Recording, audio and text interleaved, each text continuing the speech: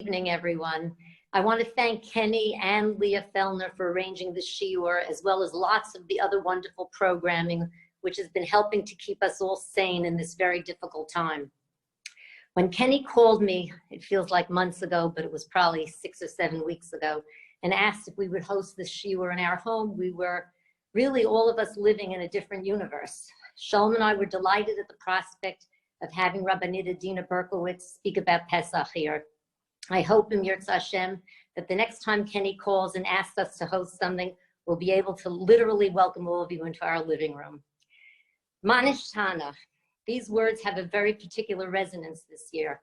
Some of us are going to be sitting at a Seder for just 1 or 2, no children, grandchildren, or elderly parents at our tables. Some of you are going to be at the Seder for the first time just with your children. And some of you will be conducting the Seder yourselves for the first time. And of course, for many, this is going to be the first time you're actually preparing your kitchens for Pesach. And I would like to say a few things about the Angst of Pesach preparation. I think Adena is going to take care of the spiritual part.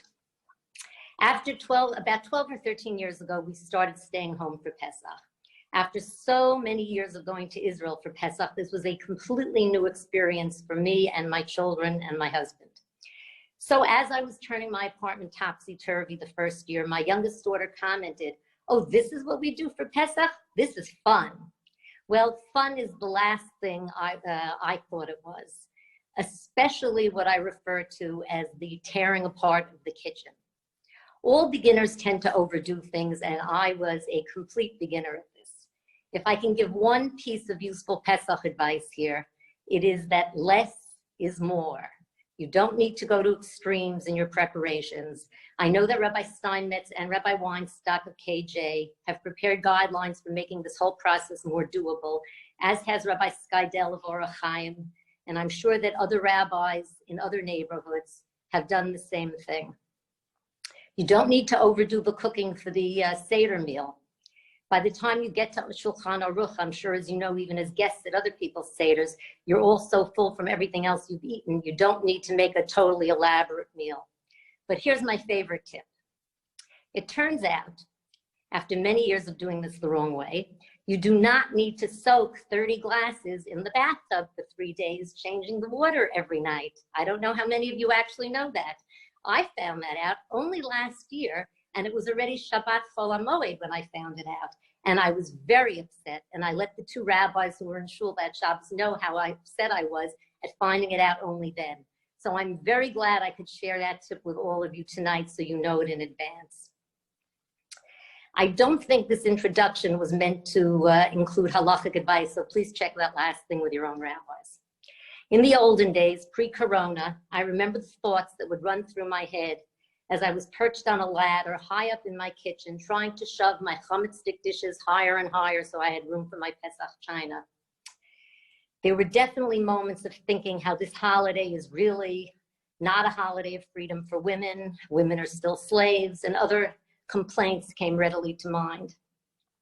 I should have, however, been thinking something else. Something which I heard last week on Rabbi Lookstein's Religious Response to Crisis Part 2, which I hope you've all heard or will hear. After all, what was I complaining about? I was in the comfort of my own home, preparing for the people that I love most. What I should have been thinking was Modim Anachnu Lach, Modim Anachnu Lach. I pray that next year we should all have the zchus to be deep in preparations for celebrating Pesach with our loved ones, with our families, with our friends, and we will remember to keep saying Modim Anachnu Lach as we prepare. So what do I remember from the Sedarim that we've hosted? I can assure you that it's not the table settings or the flowers or the wonderful menus. I don't remember those specifically at all. I think my husband Shalom does remember all the wine though. But what I do remember from year to year are the wonderful Divrei Torah, the thoughts, the shared memories, the stories that people have related at our table.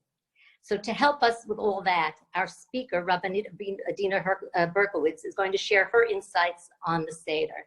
Adena is a practicing therapist and a scholar in residence and co-founder of Kol HaNeshama, an organization dedicated to the spiritual revitalization, to Jewish spiritual revitalization. She's the author of the best-selling The Jewish Journey Haggadah, as well as the co-author of Sharei Simcha, Gates of Joy, a mini prayer book, and the first liturgical work written in the modern era by Orthodox women. Let's all welcome Rabbanit Adena Berkowitz. Wendy, thank you so much for that beautiful and moving introduction, which I think sums up so much of our feelings. And I want to dedicate our shir together for the refuah shlema of all that are sick. I have in mind particularly a friend of ours, Eliyahu Feivel Ben Minda Peril, and just continued good health for the rest of us.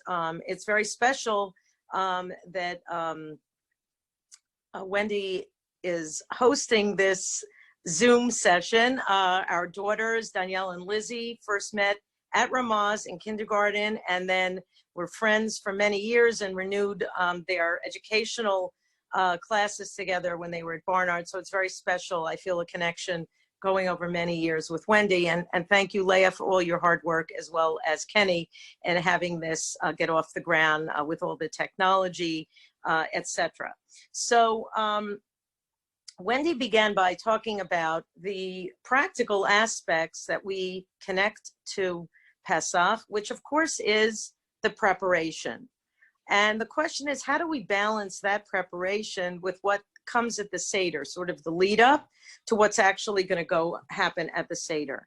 And to kind of get us in the mood, and building on what Wendy said, I always like to quote something that Rabbi Levi Yitzchak of Berditchev, who was a Hasidic master and had a deep love for the Jewish people, how he related to Pesach cleaning, and in particular, the aspect of women who certainly hundreds for the past thousands of years have been the primary people who do the cleaning. My late mother, Florence Berkowitz of blessed memory, always did joke. She said God freed the Jews but enslaved the women because of the nature of all the cooking. But Rabbi Levi Yitzchak of Berditchev took it to a higher level, what I call holy housework. And I think that's something that all of us now, thank God, today, many of the tasks, we become much more of an egalitarian society. And even there are many, I know of my peers and younger people certainly, that men are contributing of helping with that housework and many of the chores. But specifically when Levi Yitzchak of Berditchev lives several hundred years ago, he said that when Pesach was coming, he would go out and he would watch all the Jewish women. And he used these words. It works better really in the Yiddish because of the connection with the phraseology in Hebrew. But he said he would go out and watch all the Jewish women toiling, scrubbing, rinsing, and chasing after every crumb of chametz. And then he said he would lift his eyes towards heaven, and he said, just how on Rosh Hashanah we ask that the angels that are born of Tekiah, Shevarim, Teruah, and Tekiah, the very shofar bless, should speak in our behalf. He would say, Master of the universe, may it be your will that the angels born of toiling, scrubbing, rinsing, and tidying come before your throne of glory and speak on our behalf. So he really kind of set the stage for seeing that the cleaning we're doing, as Rabbi Ephraim Goldberg of the Boca Raton Synagogue has pointed out, he said very often what we get caught up with is spring cleaning. He said, unless you're eating grilled cheese sandwiches in your closet, there's no real need to go crazy about cleaning out closets and all that. He says that's spring cleaning. Pesach cleaning, it's the kitchen, the dining room, some places with obvious chametz, and definitely hard work. But I like this idea of taking it the next step and looking at what we do for the preparation as having a level of kedusha, have a level of holiness. I'm inspired by the famous words of the Rav, Rabbi Joseph B. Soloveitchik of blessed memory, who used to talk about how in America, he said, you can thank God find Shomer Shabbat Jews. But he said the question is whether you could find Erev Shabbat Jews. In other words, people that were spending the time getting ready for Shabbos and preparing for it. Now, Chas v'sholom, in no way am I criticizing people. I know how difficult it is for all of us, especially on short Fridays. And when Yontif comes in earlier, let's say Sukkot time, where Shabbos and Yontif come in earlier to rush to get ready, etc., before the holiday. But I think what all of this points to is that we have to be kind of in the zone. We have to be prepared for what we're doing and not just plop in, but realize what we are doing has a level of holiness to it. So with that as an introduction, what I want to try to do tonight, you have a source sheet, is look at provide some practical tips, especially this year, because as Wendy mentioned, some of us might just be with a partner, or some of us might not even have someone with us. We might be alone. And the question then becomes, what kind of Seder is that? It's interesting because we find that in the Mishnah, that the rabbis themselves discuss that when it comes to the question of manishtana. They say, suppose there are no children there. So they say, okay, then you ask one of the adults. And then they say, but suppose there's only one adult. They say, suppose it's you. Then you ask it. So for those who are potentially by themselves or only have one other person with them, this is an opportunity this year to really be able to look at the Haggadah and spend time on it. Look at the different commentaries you might have depending on whatever Haggadah you're using, and really have a chance to perhaps do something that one might ordinarily not do. Now, the question though that could come to mind is, what is the source even for our having a Haggadah? What is the source? And the source for the Haggadah, it's very interesting, is we find different psukim in the Torah, and that are as to what the requirements are for Pesach. But the structure, the order, the Seder that we have for a Seder is something that the rabbis would develop later. But we find the basic hints of it in the book of Shemot. So for example, one question that comes up is, where did we get the custom of the 4 cups? Drinking 4 cups of wine. The rabbis looked at the phraseology in the Torah, in Shemot, that God spoke to about our eventual liberation from Egypt, v'hotzeiti, v'yitzalti, v'ga'alti, v'lakachti. And there's a 5th one, v'haveti, and I'll bring you. So that, and said those 4 expressions of redemption, we're going to, in formulating post-destruction of the Beit HaMikdash, when the Seder came into a form as a Seder, that became the sourcing for the 4 cups. Now, you'll notice that I referenced that in Shemot, there are actually 5 psukim, that the final one being the Haveti. So the question is then, why don't we have 5 cups? So I'll try to answer that in a moment. But what is it that we find in the Torah? We find the obligation in the Torah to offer the Karban Pesach, right? The paschal sacrifice. We have to eat matzah. And by the way, what's interesting about the commandment to eat matzah, as a technical matter, you only have to eat matzah at the Seder. You cannot eat any leavened bread or leavened products for the rest of Pesach, but actually the obligation to eat matzah is only at the Seder, 1 Seder if you're in Israel, 2 Sederim in America, the diaspora. But we have to offer the paschal sacrifice. We have to eat the matzah. We have to eat the maror. And what is the other requirement? Haggadah to Levincha. We have to tell the story to our children. We have to tell it to the next generation. So again, so this year is that opportunity for us to kind of reach our inner child. We're all children. We all were someone's child. And therefore, we have the ability to ask the questions and even ask of ourselves if we're the only ones at the table. There was a beautiful story that was circulating today about how the Lubavitcher Rebbe celebrated his Seder alone after the passing of his mother. He did not have children. Many people they said, do you want to come to our house? We'll join you. And he said, no, I just want to spend it alone. So it becomes kind of an example. Fortunately, this year, it's not a matter of choice. It's a matter of civic obligation, not to have social distancing, which is even affecting our observance of Pesach. But what's interesting is that what happened once the Beit HaMikdash was destroyed, what was the one thing that we could not do? We couldn't offer the Karban Pesach. So the rabbis realized that an educational endeavor was necessary, in essence, to make Pesach relevant. How were you going to inspire the children? Part of the covenantal eating, what I also call holy eating, was not there. We didn't have Karban Pesach, but they were able to very creatively reconstruct this, and that even affects the things that we do at our Seder, and even for Ashkenazim, the things that we do eat at our Seder, and the things that we don't eat at our Seder. So I'll come back to one of the fascinating things about the 4 cups. But what we notice also right from the get-go is that there's kind of a repetition of numbers. We have 4 cups, we have 4 questions, we have 4 children, we have 3 matzahs we put on the table. There are 3 different objects that we have to notate, Pesach, Matzah, or Maror, that Rabban Gamliel indicated. So there are different sequences of numbers. There even is the importance of the number 15, in particular when it comes to Dayenu. But we have the rabbi said there's no simcha without wine, and therefore when they constructed the format of a Seder we have, the first Haggadah really only began to be developed during the time of Rav Amnon of Gaon and the Gaonic period, which is post 6th century, 7th century, 8th century, that it's kind of takes some kind of format. But the rabbis instituted the 4 cups of wine, except they had a debate about the 5th expression, which was Haveti.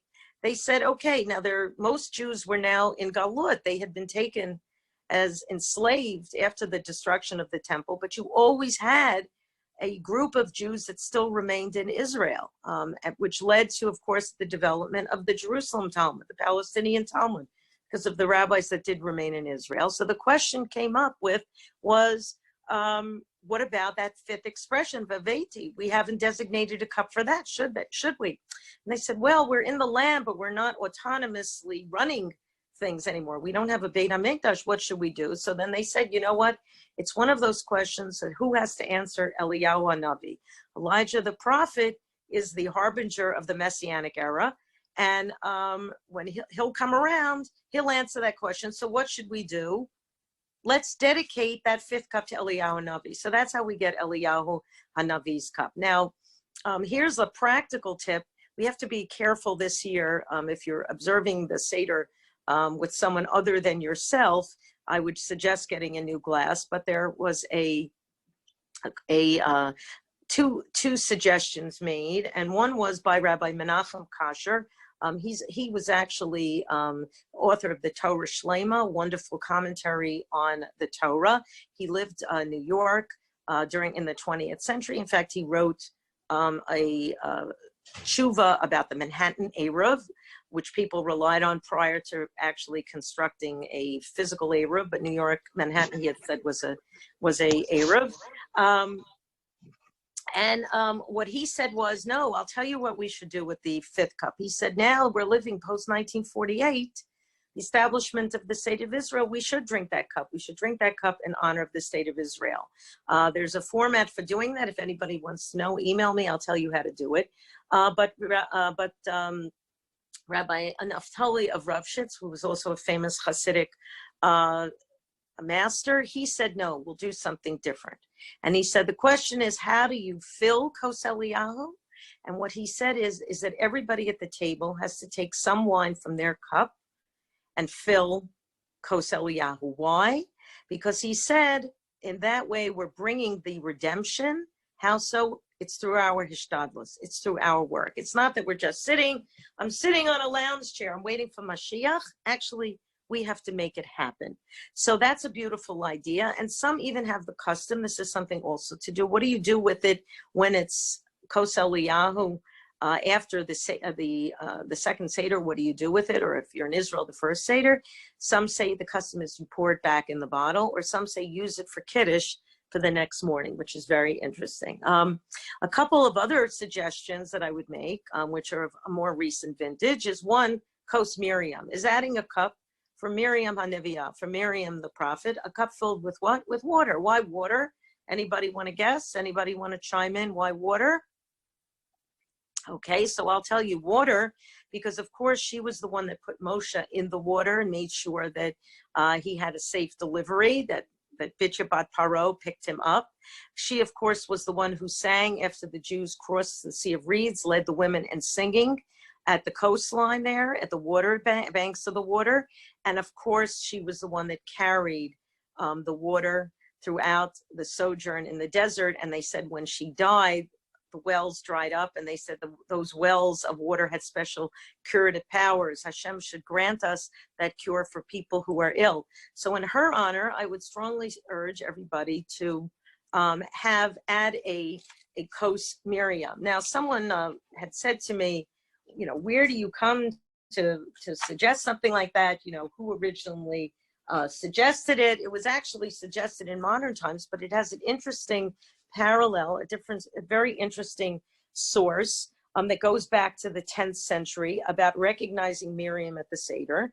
And that had to do with, in the 10th century, the people who lived in Kairouvan, which is in North Africa, asked Rav Sharira, who was the Gaon in Pampadita, the great yeshiva in Bavel, and they asked him, what is the meaning of the two foods that we place on the Seder table? What they were referring to, of course, was the shank bone and the roasted egg that we put on the Seder plate. And he responded, he said that those two foods symbolize the two messengers, Moses and Aaron, whom God sent to Egypt. But then Rav Sharira said that there are those who place a third food, which is fish, on the Seder table in memory of Miriam, as it says in the book of Micha, and I will send before you Moshe and Aaron and Miriam. And we also learn that tradition teaches us that these three food items, egg, meat, and fish, will be eaten in the world to come. So you might not want to then dedicate kos Miriam. Maybe you'll put a piece of gefilte fish on the table and say it's an honor, l'zecha Miriam. But those are two, I would say, practical things that one can do. The other thing that I was inspired from a story that my parents of blessed memory told me was going back, I think in the 1960s. They went to a dinner at the Waldorf Astoria. This was kind of in the madman era where people really got very dressed up, and this was a black tie dinner. My father's wearing a tuxedo, my mother's wearing a long gown with a fur stole. And the dinner was being sponsored by the American World Federation of Survivors of Bergen-Belsen. It was primarily survivors who were having this dinner to recognize their survival, and kind of a annual kind of dinner / memorial for everybody who had lost relatives in the Holocaust, and to keep the commemoration of the Holocaust alive. My parents told me that when they came into the Waldorf Astoria in the grand ballroom, what was the centerpiece of the room? It was not beautiful flowers. It was not beautiful vases. Rather, it was potatoes and potato peels. And that really was, I would say, in keeping with the dictum that we find in the Haggadah, which says, B'chol dor vador, in every generation, a person has to see themselves as though they were liberated from Egypt. What that really means is you have to see yourself as though you were there. What Professor Yosef Yerushalmi, when he talks about Zachor, of memory, it's internalized. It's so real that we feel like we were there. And it was Rambam Maimonides who took that a step further and linguistically made a change, which I include in my Haggadah. I'll make a shameless plug for it. The Jewish Journey Haggadah, there's still a few copies available on Amazon. If you can't get that, you can contact me offline at adenaberkowitz@gmail.com. I can get you some copies. But what he said is that he changed the wording. And instead of saying lirot et atzmo, to see oneself as though they left Egypt, he said laharo, to demonstrate. So therefore, one of these suggestions I try to make at the Seder of things that we could do is like Spartan do. They demonstrate. They take scallions. They'll kind of tap a person sitting next to them at the Seder to remind of the lashes that they got while in Egypt. They'll pick up a napkin filled with a piece of matzah, and they'll say, where are we coming from Egypt? Where are we going? To Eretz Yisrael. But this idea of laharo, to demonstrate what I learned from that story that my parents told me, I decided to say, let's bring it to our own Sedarim. And I suggested putting on the table, some of us use, for example, potatoes when we dip the vegetable into salt water, but others use potatoes. But I said, let's have on the table the potato peels, the peels that we had from peeling all those potatoes. I don't have to tell anybody, when you peel potatoes and they get left in a pile, boy, do they become ugly looking. And I had suggested this, and a friend of mine had said she had followed through on this, and someone at the table said, oh, what is that? That's the most ugly thing ever. And the woman said, that those are potato peels. She says, it's a remembrance for me of what my parents, her late parents, had been survivors of what they went through during the Shoah, during the Holocaust. All they had to survive on were just some of those potato peels, which could be the difference between life and death. So that's one way of demonstrating. But of course, and then one of the also thematically, one of the interesting things about the matzah that we eat at the Seder is that the matzah is referred to both as the bread of affliction and the bread of freedom. And it's Rabbi Jonathan Sachs who says that what makes that matzah change from being seen as the bread of affliction to the bread of freedom is the fact that at the Seder, we're going to be sharing our food. Someone who's a slave very rarely, if ever, shares food, but someone who is free is able to share the food.